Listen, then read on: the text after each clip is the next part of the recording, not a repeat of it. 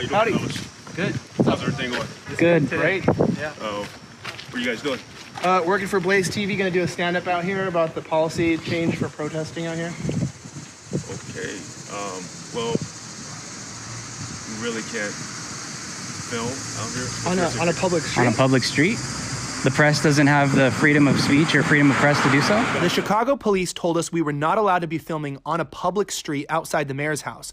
But we know the laws in this country, our constitutional freedoms, and we went ahead and started filming anyway. It is interesting that protests are not exempted from other places or businesses that have seen looting and rioting over the last couple weeks and months. As we began filming, he called in more police officers, then approached us and asked us again why we were filming outside the mayor's house.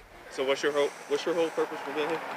I work for BlazeTV, and then I'm doing a special report out here out front about the changes in the law to where people can't protest, and we're not violating that order. We're not protesting. I'm not broadcasting live here on network or anything. This will be edited. Nothing that shows an address or a street name would be available.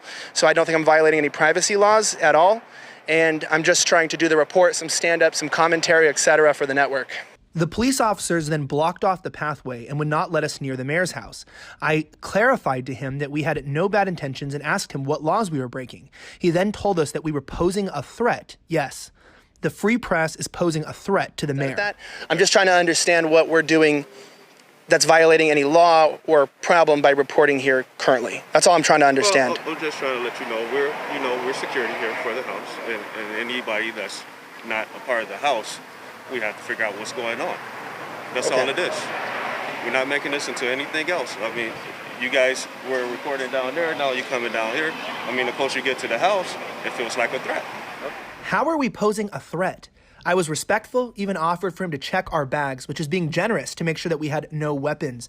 We clarified why we were there, but yet us trying to tell a story is somehow putting the mayor's house in danger.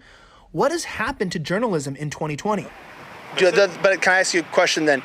The press, with clear intentions stated out here, I wouldn't even mind if you searched our bags or anything. I would consent to anything to make sure that there's no weapons or any problems like that. That you didn't say that, you didn't ask for that, I'm not accusing you of that.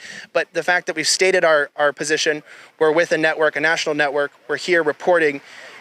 How does the press being at a place with a politician impose any sort of threat that a police officer would feel they need to get involved in? Not that your presence even threatens us, but just wondering, how are we a threat? I mean, we're security. Okay. Anything that's out of the norm. But is the press not the norm out here? I mean, in Chicago, there's race riots, Black Lives Matter, a lot of stuff. This is a policy made national news. Would this not be expected? No, we don't have reporters come here on a daily basis.